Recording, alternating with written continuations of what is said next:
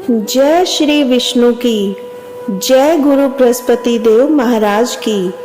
आइए आज हम आपको सुनाएंगे गुरुवार के व्रत की पवित्र कथा, जो सभी संकट को हर लेती है और जीवन में सुख समृद्धि लेकर आती है। प्राचीन समय की बात है। एक बड़ा प्रतापी तथा दानी राजा था। वह प्रत्येक गुरुवार को व्रत रखता एवं पूजा करता था। यह उसकी रानी को अच्छा न लगता। वह न व्रत करती न ही किसी को एक भी पैसा दान में देती। राजा को भी ऐसा करने से मना किया करती। एक समय की बात है, राजा शिकार खेलने वन को चले गए। घर पर दासी और रानी थी। उस समय गुरु बृहस्पति साधु का रूप धारण कर राजा के दरवाजे पर भिक्षा मांगने आए। साधु ने रानी से भिक्षा मांगी तो वह कहने लगी, हे साधु महाराज, मैं इस दान और पुण्य से तंग आ गई हूँ। आप कोई ऐसा उपाय बताएं जिससे यह सारा धन नष्ट हो जाए और मैं आराम से रह सकूं। साधु रूपी बृहस्पति देव ने कहा, हे देवी, तुम बड़ी विचित्र हो। संतान और धन से भी कोई दुखी होता है। अगर तुम्हारे पास धन अधिक है तो इसे शुभ कार्यों में लगाओ, जिससे तुम्हारे दोनों लोग सुधरे। परंतु साधु की इन बातों से रानी खुश नहीं हुई। उसने कहा, मुझे ऐसे धन की आवश्यकता नहीं जिसे मैं दान दूं तथा जिसको संभालने में मेरा सारा समय नष्ट हो जाए। साधु ने कहा, यदि तुम्हारी ऐसी इच्छा है तो जैसा मैं तुम्हें बताता हूँ तुम वैसा ही करना। बृहस्पतिवार के दिन तुम अपने घर को गोबर से लीपना, अपने केशों को पीली मिट्टी से धोना, केशों को धोते समय स्नान करना, राजा से हजामत बनाने को कहना, भोजन में मांस मदिरा खाना, कपड़ा धोबी के यहाँ धुलने डालना। इस प्रकार 7 बृहस्पतिवार करने से तुम्हारा समस्त धन नष्ट हो जाएगा। इतना कहकर साधु बने बृहस्पति देव अंतर्धान हो गए। साधु के कहे अनुसार करते हुए रानी को केवल 3 बृहस्पतिवार ही बीते थे कि उसकी समस्त धन संपत्ति नष्ट हो गई। भोजन के लिए परिवार तरसने लगा। एक दिन राजा रानी से बोला, हे रानी, तुम यहीं रहो, मैं दूसरे देश को जाता हूँ, क्योंकि यहाँ पर मुझे सब जानते हैं, इसलिए मैं कोई छोटा कार्य नहीं कर सकता। ऐसा कहकर राजा परदेश चला गया। वहां वह जंगल से लकड़ी काट कर लाता और शहर में बेचता। इस तरह वह अपना जीवन व्यतीत करने लगा। इधर राजा के बिना रानी और दासी दुखी रहने लगी। एक समय जब रानी और दासियों को 7 दिन तक बिना भोजन के रहना पड़ा तो रानी ने अपनी दासी से कहा, हे दासी, पास ही के नगर में मेरी बहन रहती है। वह बड़ी धनवान है। तू उसके पास जा और कुछ लेकर आ ताकि थोड़ा गुजर बसर हो जाए। दासी रानी की बहन के पास गई। उस दिन बृहस्पतिवार था। रानी की बहन उस समय बृहस्पतिवार की कथा सुन रही थी।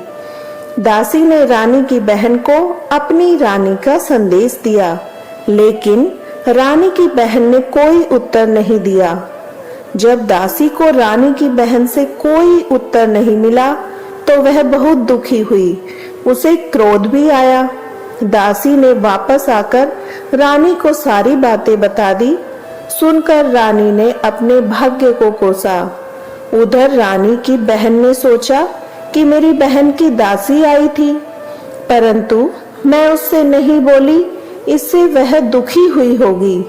कथा सुनकर और पूजन समाप्त कर वह अपनी बहन के घर गई और कहने लगी, हे बहन, मैं बृहस्पतिवार का व्रत कर रही थी।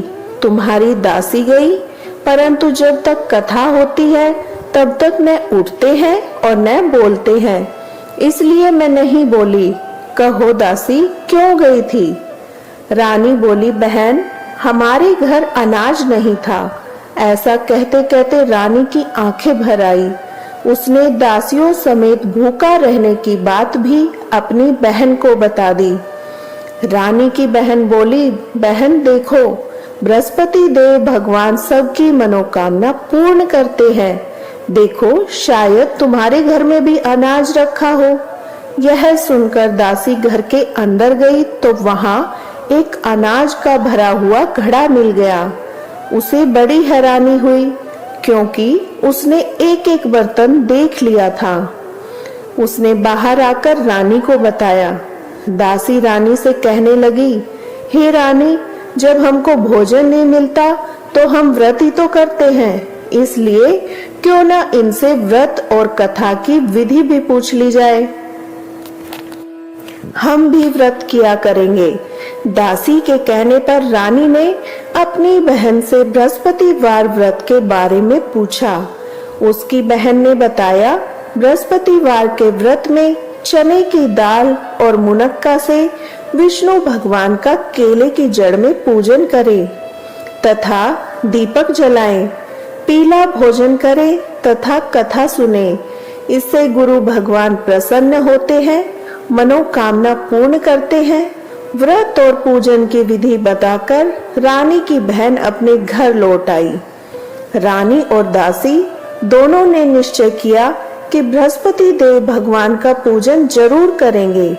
7 रोज बाद जब बृहस्पतिवार आया तो उन्होंने व्रत रखा। घुड़साल में जाकर चना और गुड़ बीन लाई तथा उसकी दाल से केले की जड़ और विष्णु भगवान का पूजन किया। अब पीला भोजन कहाँ से आए? दोनों बड़ी दुखी हुई, परंतु उन्होंने व्रत किया था, इसलिए बृहस्पति देव भगवान प्रसन्न थे। एक साधारण व्यक्ति के रूप में वे 2 थालों में सुंदर पीला भोजन लेकर आए और दासी को देकर बोले, हे दासी, यह भोजन तुम्हारे लिए और तुम्हारी रानी के लिए है, इसे तुम दोनों ग्रहण करना। दासी भोजन पाकर बहुत प्रसन्न हुई। उसने रानी को सारी बात बताई। उसके बाद से वे प्रत्येक बृहस्पतिवार को गुरु भगवान का व्रत और पूजन करने लगी। बृहस्पति भगवान की कृपा से उनके पास धन हो गया, परंतु रानी फिर पहले की तरह आलस्य करने लगी। तब दासी बोली, देखो रानी, तुम पहले भी इस प्रकार आलस्य करती थी। तुम्हें धन के रखने में कष्ट होता था, इस कारण सभी धन नष्ट हो गया। अब गुरु भगवान की कृपा से धन मिला है तो फिर तुम्हें आलस्य होता है। बड़ी मुसीबतों के बाद हमने यह धन पाया है, इसलिए हमें दान और पुण्य करना चाहिए। अब तुम भूखे मनुष्यों को भोजन कराओ, प्याऊ लगवाओ, ब्राह्मणों को दान दो, कुआं, तालाब, बावड़ी आदि का निर्माण कराओ, मंदिर पाठशाला बनवाकर ज्ञान दो, कुंवारी कन्याओं का विवाह करवाओ, अर्थात धन को शुभ कार्यों में खर्च करो, जिससे तुम्हारे कुल का यश बढ़े और स्वर्ग की प्राप्ति हो और पितृ प्रसन्न हो। दासी की बात मानकर रानी शुभ कर्म करने लगी। उसका यश फैलने लगा। एक दिन दासी और रानी आपस में विचार करने लगी, न जाने राजा किस दशा में होंगे, उनकी कोई खोज खबर भी नहीं है। उन्होंने श्रद्धा पूर्वक गुरु बृहस्पति भगवान से प्रार्थना की कि राजा जहाँ कहीं भी हो शीघ्र वापस आ जाए। उधर राजा परदेश में बहुत दुखी रहने लगा। वह प्रतिदिन जंगल से लकड़ी बीन कर लाता और उसे शहर में बेचकर अपने दुखी जीवन को बड़ी कठिनता से व्यतीत करता। एक दिन दुखी हो अपनी पुरानी बातों को याद कर वह रोने लगा और उदास हो गया। उसी समय राजा के पास बृहस्पति देव साधु के वेश में आकर बोले, हे लकड़हारे, तुम इस सुनसान जंगल में किस चिंता में बैठे हो, मुझे बतलाओ। यह सुन राजा के नेत्रों में जल भर आया। साधु की वंदना कर राजा ने अपनी संपूर्ण कहानी सुना दी। महात्मा दयालु होते हैं। वे राजा से बोले, हे राजा, तुम्हारी पत्नी ने बृहस्पति देव के प्रति अपराध किया था, जिसके कारण तुम्हारी यह दशा हुई। अब तुम चिंता मत करो, भगवान तुम्हें पहले से अधिक धन देंगे। देखो, तुम्हारी पत्नी ने बृहस्पतिवार का व्रत प्रारंभ कर दिया है। अब तुम भी बृहस्पतिवार का व्रत करके चने की दाल व गुड़ जल के लोटे में डालकर केले का पूजन करो। फिर कथा कहो या सुनो, भगवान तुम्हारी सब कामनाएं पूर्ण करेंगे। साधु की बात सुनकर राजा बोला, हे प्रभु, लकड़ी बेचकर तो इतना पैसा भई बचता नहीं, जिसके उपरांत भोजन के लिए कुछ बचा सकूं। मैंने रात्रि में अपनी रानी को व्याकुल देखा है। मेरे पास कोई साधन नहीं जिससे उसका समाचार जान सकूं। फिर मैं कौन सी कहानी कहूं, यह भी मुझको नहीं मालूम है। साधु ने कहा, हे राजा, मन में बृहस्पति देव भगवान के प्रति पूजन व्रत का निश्चय करो। वे स्वयं तुम्हारे लिए कोई राह बना देंगे। बृहस्पतिवार के दिन तुम रोजाना की तरह लकड़ियां लेकर शहर में जाना। तुम्हें रोज से दुगना धन मिलेगा, जिससे तुम भली भांति भोजन कर लोगे और बृहस्पति देव की पूजा का सामान भी आ जाएगा। जो तुमने बृहस्पति देव की कहानी के बारे में पूछा है, वह इस प्रकार है। बृहस्पति देव की कहानी। प्राचीन काल में एक बहुत ही निर्धन ब्राह्मण था। उसके कोई संतान न थी। वह नित्य पूजा पाठ करता। उसकी स्त्री न स्नान करती, न किसी देवता का पूजन करती। इस कारण ब्राह्मण देवता बहुत दुखी रहते थे। भगवान की कृपा से ब्राह्मण के यहाँ एक कन्या उत्पन्न हुई। कन्या बड़ी होने लगी। प्रातः स्नान करके वह भगवान विष्णु का जप करती, बृहस्पतिवार का व्रत भी करने लगी। पूजा पाठ समाप्त कर पाठशाला जाती तो अपनी मुट्ठी में जौ भर के ले जाती। पाठशाला के मार्ग में उस जौ को डालती जाती। लौटते समय वही जो स्वर्ण के हो जाते तो उनको बीनकर घर ले आती। एक दिन वह बालिका सूप में उन सोने के जौ को फटककर साफ कर रही थी। तभी उसकी माँ ने देख लिया और कहा, हे बेटी, सोने के जौ को फटकने के लिए सोने का सूप भी तो होना चाहिए। दूसरे दिन गुरुवार था। कन्या ने व्रत रखा।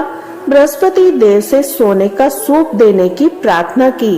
बृहस्पति देव ने उसकी प्रार्थना स्वीकार कर ली। रोजाना की तरह वह कन्या जौ फैलाती हुई पाठशाला चली गई। पाठशाला से लौटकर जब वह जौ बीन रही थी तो बृहस्पति देव की कृपा से उसे सोने का सूप मिला। उसे वह घर ले आई और उससे जौ साफ करने लगी, परंतु उसकी माँ का वही ढंग रहा। एक दिन की बात है, कन्या सोने के सूप में जब जौ साफ कर रही थी, उस समय उस नगर का राजकुमार वहां से निकला।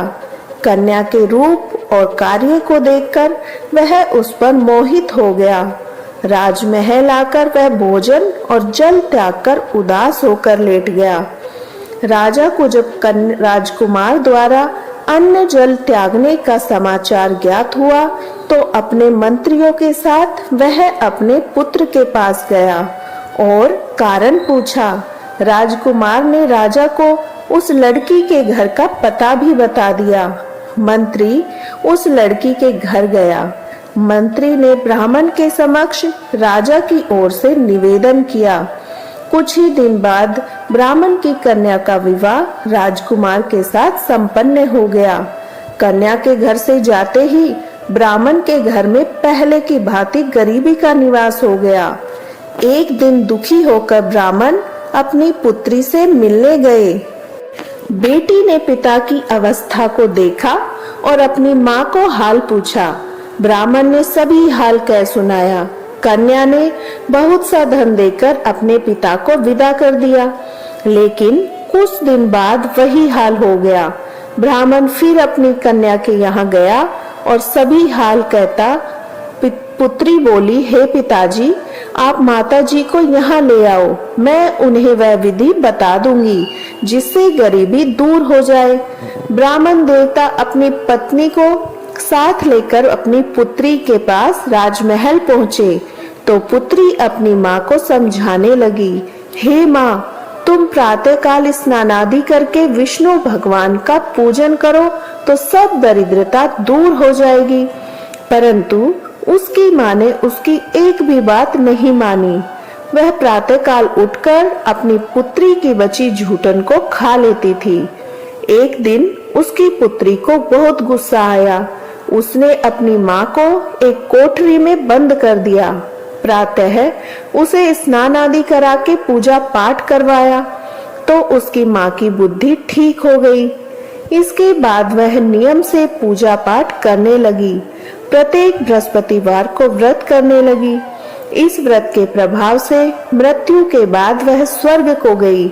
वह ब्राह्मण भी सुख पूर्वक इस लोक का सुख भोग कर स्वर्ग को प्राप्त हुआ। इस तरह कहानी कहकर साधु बने देवता वहां से लोप हो गए। धीरे धीरे बृहस्पतिवार का दिन आया। राजा जंगल से लकड़ी काटकर शहर में बेचने गया। उसे उस दिन से दुगना दाम मिला। राजा ने चना गुड़ आदि लाकर बृहस्पतिवार का व्रत किया। उस दिन से उसके सभी क्लेश दूर हो गए। परंतु जब अगला गुरुवार का दिन आया तो वह व्रत करना भूल गया। इस कारण बृहस्पति देव भगवान नाराज हो गए। उस दिन उस नगर के राजा ने विशाल यज्ञ का आयोजन किया था तथा अपने समस्त राज्य में घोषणा करवा दी, सभी मेरे यहाँ भोजन करने आवे, किसी के घर चूल्हा न जले। इस आज्ञा को जो न मानेगा उसको फांसी दे दी जाएगी। राजा की आज्ञानुसार राज्य के सभी वासी राजा के भोज में सम्मिलित हुए, लेकिन लकड़हारा कुछ देर से पहुंचा, इसलिए राजा को अपने साथ महल ले गए।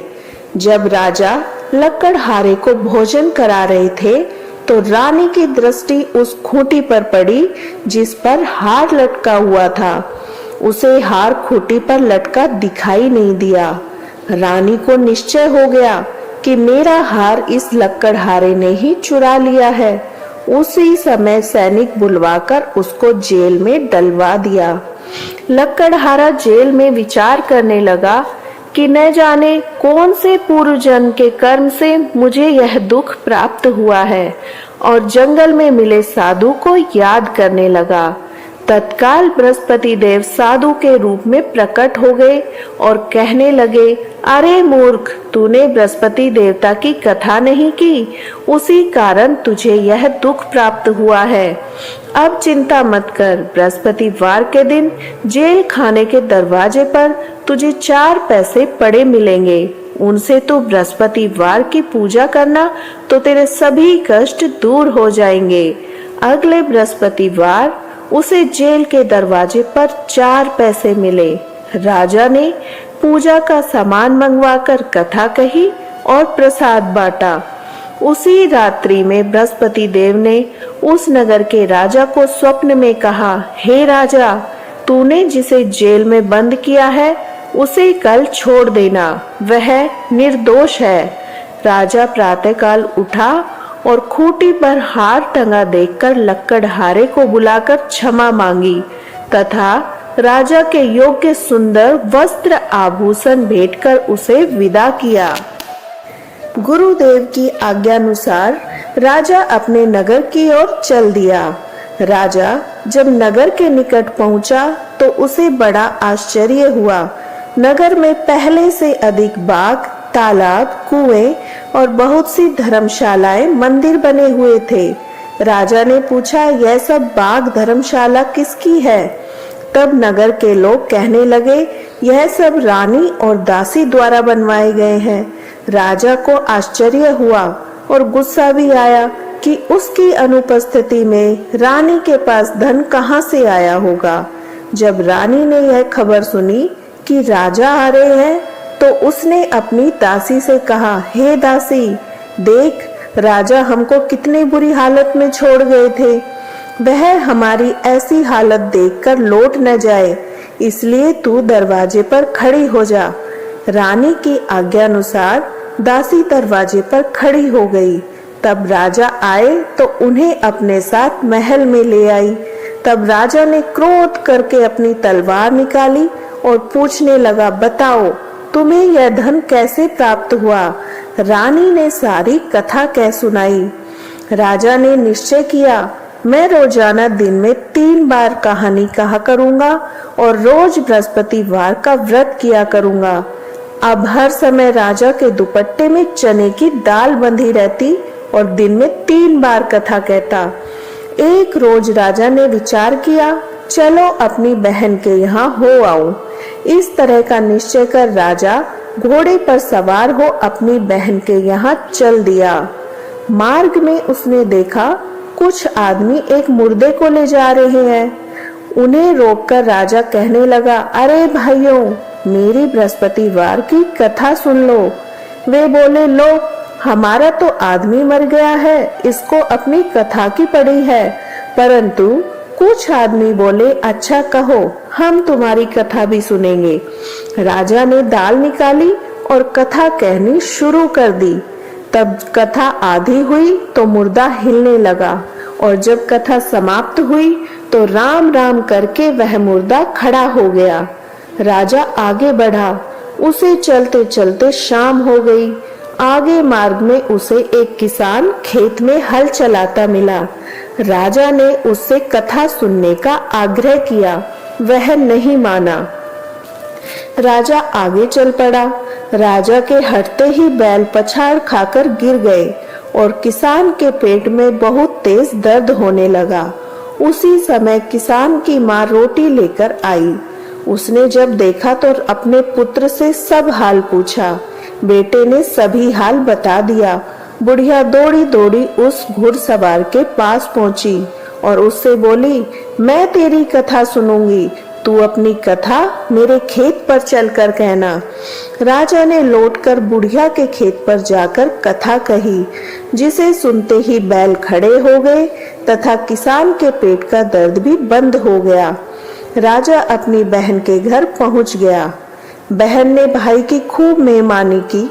दूसरी रोज प्रातःकाल राजा जागा तो उस देखने लगा कि सब लोग भोजन कर रहे हैं। राजा ने अपनी बहन से जब पूछा, ऐसा कोई मनुष्य है जिसने भोजन नहीं किया हो, जो मेरी बृहस्पतिवार की कथा सुन ले? बहन बोली, हे भैया, यह देश ऐसा है, यहाँ लोग पहले भोजन करते हैं, बाद में अन्य कोई काम करते हैं। फिर वह कुम्हार के घर गई जिसका लड़का बीमार था। उसे मालूम हुआ उसके यहाँ 3 दिन से किसी ने भोजन नहीं किया है। रानी ने अपने भाई की कथा सुनने के लिए कुम्हार से कहा। वह तैयार हो गया। राजा ने जाकर बृहस्पतिवार की कथा कही, जिसको सुनकर उसका लड़का ठीक हो गया। अब तो राजा की प्रशंसा होने लगी। एक दिन राजा ने अपनी बहन से कहा, हे बहन, अब मैं अपने घर जाऊंगा, तुम भी तैयार हो जाओ। राजा की बहन ने अपनी सास से अपने भाई के साथ जाने की आज्ञा मांगी। सास बोली, हाँ चली जा, मगर अपने लड़कों को मत ले जाना, क्योंकि तेरे भाई के कोई संतान नहीं होती है। बहन ने अपने भाई से कहा, हे भैया, मैं तो चलूंगी, मगर कोई बालक नहीं जाएगा। अपनी बहन को छोड़कर दुखी मन से राजा अपने नगर की ओर लौट आया। राजा ने अपनी रानी से सारी कथा बताई और बिना भोजन किए वह सैया पर लेट गया। रानी बोली, हे प्रभु, बृहस्पति देव ने हमें सब कुछ दिया है, वह हमें संतान अवश्य देंगे। उसी रात बृहस्पति देव ने राजा को स्वप्न में कहा, हे राजा, उठ, सभी सोच त्याग दे, तेरी रानी गर्भवती है। राजा को यह जानकर बड़ी खुशी हुई। 9वें महीने रानी के गर्भ से एक सुंदर पुत्र पैदा हुआ। तब राजा बोला, हे रानी, स्त्री बिना भोजन के रह सकती है, परंतु बिना कहे नहीं रह सकती। जब मेरी बहन आए तो तुम उससे कुछ मत कहना। रानी ने हाँ कर दी। जब राजा की बहन ने यह शुभ समाचार सुना तो वह खुश हुई तथा बधाई लेकर अपने भाई के यहाँ आई। रानी ने तब उसे आने का उलाहना दिया। जब भाई अपने साथ ला रहे थे तब टाल गई, अब उनके साथ ना आई, आज अपने आप भागी भागी बिना बुलाए आ गई। तो राजा की बहन बोली, भाई मैं इस प्रकार न कहती तो तुम्हारे घर औलाद कैसे होती। बृहस्पति देव सभी मनोकामनाएं पूर्ण करते हैं। जो सद्भावना पूर्वक बृहस्पतिवार की कथा पढ़ता है या सुनता है या दूसरों को सुनाता है, बृहस्पति देव उसकी सभी मनोकामनाएं पूर्ण करते हैं, उनकी सदैव रक्षा करते हैं। जो संसार में सद्भावना से गुरुदेव का पूजन और व्रत सच्चे हृदय से करते हैं, उनकी सभी मनोकामनाएं वैसे ही पूर्ण होती है जैसे सच्ची भावना से रानी और राजा ने बृहस्पतिवार की कथा का गुणगान किया तो उनकी सभी इच्छाएं बृहस्पति देव जी ने पूर्ण की। अनजाने में भी बृहस्पति देव की उपेक्षा न करें, ऐसा करने से सुख शांति नष्ट हो जाती है। इसलिए सबको कथा सुनने के बाद प्रसाद लेकर जाना चाहिए। हृदय से उनका मनन करते हुए जयकारा बोलना चाहिए। श्री बृहस्पति देव भगवान की जय। बृहस्पति देव की आरती। ओम जय बृहस्पति देवा, ओम जय बृहस्पति देवा, छिन छिन भोग लगाऊं कदली फल मेवा। ओम जय बृहस्पति देवा, तुम पूर्ण परमात्मा, तुम अंतर्यामी, जगत पिता जगदीश्वर, तुम सबके स्वामी। ओम जय बृहस्पति देवा, चरणामृत निज निर्मल, सब पातक हरता, सकल मनोरथ दायक, कृपा करो भरता। ओम जय बृहस्पति देवा, तन मन धन अर्पण कर जो जन शरण पड़े, प्रभु प्रकट तब हो कर आकर द्वार खड़े। ओम जय बृहस्पति देवा, दीन दयाल दयानिधि, भक्तन हितकारी, पाप दोष सब हरता, भव बंधन हारी। ओम जय बृहस्पति देवा, सकल मनोरथ दायक, सब संशय हारो, विषय विकार मिटाओ, संतन सुखकारी। ओम जय बृहस्पति देवा, ओ कोई आरती तेरी प्रेम सहित गावई, जेठानंद आनंद कर सो निश्चय पावई। ओम जय बृहस्पति देवा, ओम जय बृहस्पति देवा। सब बोलो विष्णु भगवान की जय, बोलो बृहस्पति देव भगवान की जय।